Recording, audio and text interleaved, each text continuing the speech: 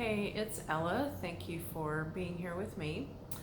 You might notice that I did not post a video yesterday, and that was just I don't know, it was a mistake.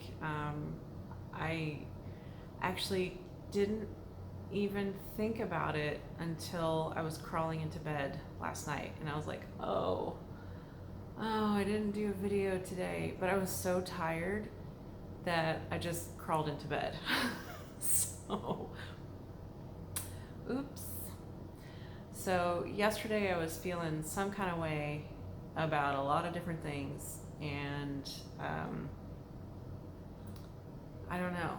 Um, Today is much better. So, it is significantly better, actually. I did my yoga practice. I used a playlist that one of my assistants who was in Bali, Megan is her name.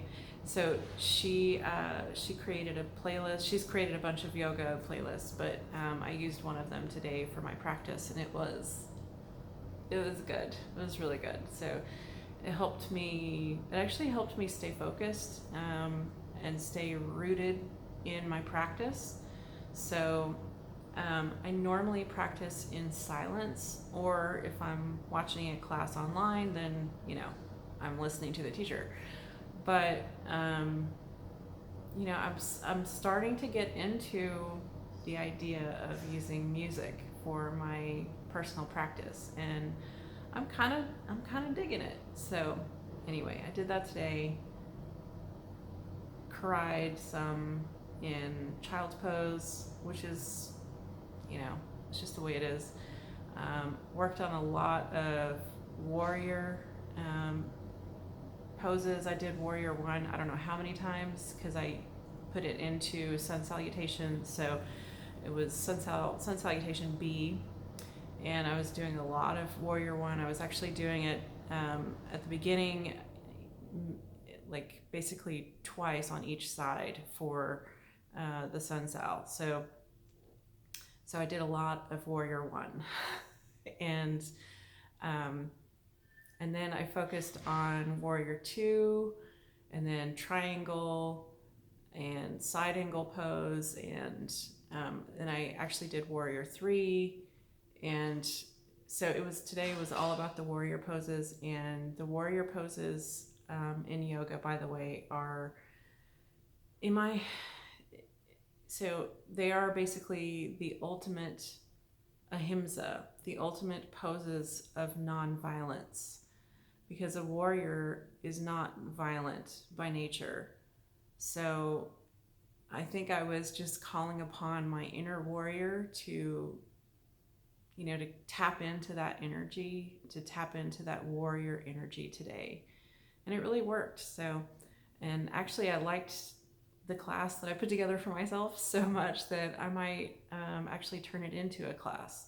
I'm trying to figure out kind of how to do that, how to navigate that right now, and then how I want to offer classes. So this is a very strange time to be trying to begin a new career, but it is, it's just the way it is right now. So right now it is like this. Just go back to what's tattooed on my arm. Right now it is like this. Right now it is like this. Right now it is like this. So, but once I got to child's pose, I did a restorative version of child's pose. So I did wide hips, and I put my big bolster right in the middle. So I laid down right on my bolster, and I just had a very good release. So it was really good, strong practice this morning, and then So I think I actually would like to turn what I did, if I can remember it, turn it into a class, because I think it would be a really good 60-minute class that people would enjoy doing, and you would just feel really good and peaceful in your body afterwards. So yeah, it's fun to design classes. It's really fun. And so I've kind of been doing it, I guess, sort of a reverse way of just paying attention to what my body is requesting as I am practicing yoga on my own. It's like going into whatever poses, and it's like, okay, what next? Okay, what next? You know, I'm just sort of asking my body those questions. And so the key is that I need to then remember what what I was doing after the fact, which yeah, that's kind of a challenge.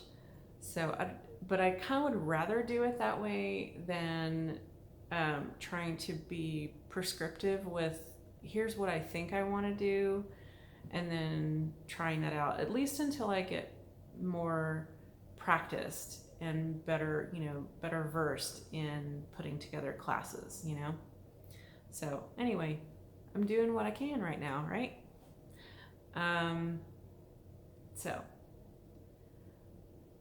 one of the things I am really missing with not having the majority of, like basically I have very few, well, I don't know, very few, that's relative, but I just don't have very many of my possessions. And one of the things that I prize the most are my books. And I didn't realize just how often I would go and grab a book off my shelf and just open it up and reread certain passages, or reread different, blocks of text that I've highlighted or underlined or made notes in the margin or dog-eared the pages. I use my books. I use them. The only thing I don't do with my books is I do not ever crack the spine. I never ever crack the spine. That's one of those weird things that I am super anal about. So I have marked, like, these markings are, at this point, how long ago did I read this book? This is my favorite fiction book, by the way. It's called Flaubert's Parrot. It's by Julian Barnes. It tapped into something in me that, I don't know, it just opened a wellspring inside of me. It is actually an incredibly depressing book in a lot of ways. A lot of the language, the ideas that are presented in the book are actually quite negative, depressing, pessimistic. But it tapped into something deeper underneath all of that for me. So anyway, I've been thinking, for whatever reason, I grabbed this book and I was like, I really want to reread this. So I grabbed it and didn't pack it when all my other stuff was being packed. And I can't tell you guys how many times I have wanted to, I just wish I could go grab this book so I could just read, this whatever passage, or numerous passages, or just like thumb through the book and read all the passages I had marked. I didn't realize how often I did that. But now that I don't have my books with me, I realize that, my books are one of my sacred possessions. Collectively, they're sacred possessions to me. So kind of interesting to think about. But so I thought I would read a couple of passages from this book, just for fun. So here's a passage. How do we seize the past? Can we ever do so? When I was a medical student, some pranksters at the end of term dance released into the hall a piglet which had been smeared with grease. It squirmed between legs, evaded capture, squealed a lot. People fell over trying to grasp it and were made to look ridiculous in the process. The past often seems to behave like that piglet. Whew. Okay. Yeah. Let's see. Here's another really interesting passage that definitely reminds me of Macbeth's speech, tomorrow and tomorrow and tomorrow. I used to know something at this petty pays. I forget the exact speech. I used to know it by heart, but I have long since forgotten it. Anyway, but it really reminds me of that scene in Macbeth. Don't look at me. That's misleading. If you want to know what I'm like, wait until we're in a tunnel and then study my reflection in the window. You wait and look and catch a face against a shifting background of sooty walls, cables, and sudden brickwork. The transparent shape flickers and jumps, always a few feet away. You become accustomed to its existence. You move with its movements, and though you know its presence is conditional, you feel it to be permanent. Then there is a wail from ahead, a roar and a burst of light. The face is gone forever. Yeah. All right.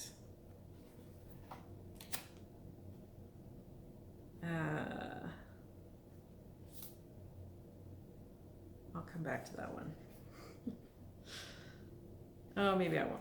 So one of the things that has kind of come up is that we are in a time of grief right now. Like the discomfort that we are all feeling is actually a form of grief over the life that we were used to, the life that we had, because that life is over. And so I stumbled back across this passage and I was like, yep, okay. And then it happens to you. There's no glory in it. Mourning is full of time, nothing but time. Let's see. So I've tried drink, but what does that do? Drink makes you drunk. That's all it's ever been able to do. Work, they say, cures everything. It doesn't. Often, it doesn't even induce tiredness. The nearest you get to it is a neurotic lethargy. And there is always time. Have some more time. Take your time. Extra time. Time on your hands. I feel like that's where we are right now collectively. So it's so that kind of speaks to the kind of, especially an American ideal, but you know, it's different pockets all over the world of feeling this constant need to be productive, to achieve, to get results, you know. But the thing is that right now we actually are in a period of grieving, and your work right now truly is to honor your feelings. That is your work. And it's not easy to do that. I was really having a hard time honoring my feelings yesterday. I got through it with the help of a wonderful friend. But yeah, it's not an easy thing to do. It's really not. So then this, man.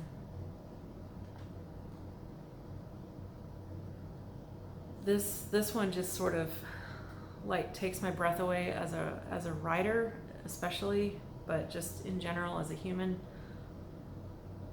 Sometimes you talk, sometimes you don't. It makes little difference. The words aren't the right ones, or rather, the right words don't exist. Language is like a cracked kettle on which we beat out tunes for bears to dance to, while all the time we long to move the stars to pity. You talk and you find the language of bereavement foolishly inadequate. You seem to be talking about other people's griefs. Yep. And then the last passage I will share is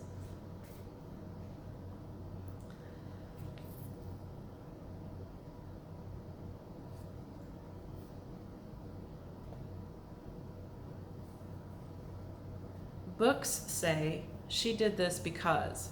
Life says she did this. Books are where things are explained to you. Life is where things aren't. I'm not surprised some people prefer books. Books make sense of life. The only problem is that the lives they make sense of are other people's lives, not your own. Never your own. Whoops. Yeah, true. So that gives you a little flavor for kind of some of the content of this book. I underlined and marked so many passages in this book, and I actually read it back in college.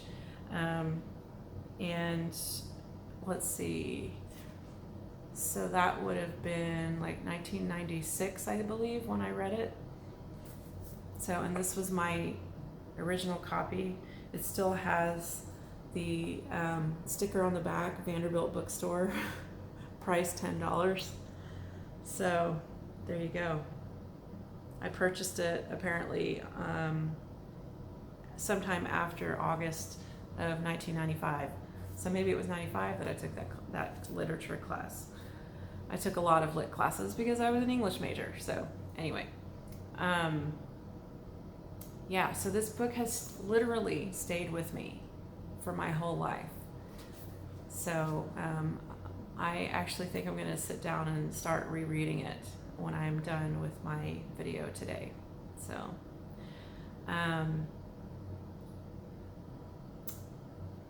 I just want to say, just hang in there, everybody. Hang in there. It's not an easy time. And, you know, I think it's really interesting how different people or different pockets of people are handling this situation. But I would caution everyone, including myself, not to go down the path of comparison. Comparison is the thief of joy, okay? We know this. So do not compare what you are doing and how you are feeling to anyone else, because literally every other person is going to be having a different experience from you. So there is no comparison. There is no way to compare it. And I know that that's kind of common sense, but I think we just need a lot of reminders right now. Maybe I'm just speaking about myself. Maybe I just need a lot of reminders right now. So whatever you're doing, as long as you're taking care of yourself, then okay, great. You're keeping your kids alive. You're keeping your pets alive. You're keeping yourself alive. Awesome. You're doing great. You're doing great. So just hang in there, everybody. Hang in there. We are going to get through this together and apart. So with that, I will leave you. So thank you so much for being with me, being here. I've only said that phrase like how many bazillion times? All right. Well, at least you know that I'm not just like saying things like in an automatic way, right? So anyway, thank you so much for being here with me, and I will see you tomorrow.